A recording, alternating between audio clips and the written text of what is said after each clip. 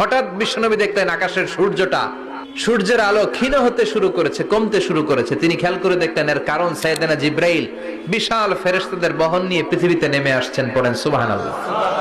এসে বললেন, ইয়া রাসূলুল্লাহ, আমি 1,40,000 ফেরেশতা নিয়ে নেমে এসেছি। আপনি কি জানেন না, ঠিক একটু আগে মদিনাতে আপনার এক প্রিয় সাহাবা, তার নাম হচ্ছে মুআবিয়া ইবনে মুআবিয়া আল মুজানি, একটু আগে শেষ নিঃশ্বাস ত্যাগ করেছে। বিশ্বনবী বললেন, ইন্না লিল্লাহি ওয়া ইন্না ইলাইহি রাজিউন। সাইয়েদনা জিব্রাইল বললেন, ও নবী, আপনি কি আপনার প্রাণের সাহাবীর জন্য গায়েবানা জানাজা পড়বেন না? বিশ্বনবী বললেন, অবশ্যই পড়ব। সাহাবীদের মধ্যে ঘোষণা দিলেন, ও সাহাবারা, তোমাদের ভাই মুআবিয়া ইবনে মুআবিয়া আল মুজানি কিছুক্ষণ আগে মদিনাতে ইন্তেকাল করেছে।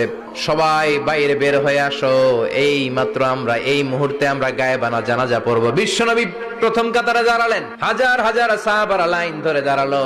সাইয়েদনা জিব্রাইল 1,40,000 ফেরেশতা নিয়ে সাহাবাদের পেছনে দুইটা লাইনে দাঁড়িয়ে গেলেন। প্রথম লাইনে 70,000, দ্বিতীয় লাইনে আরো 70,000, 1,40,000 ফেরেশতাদের বহর।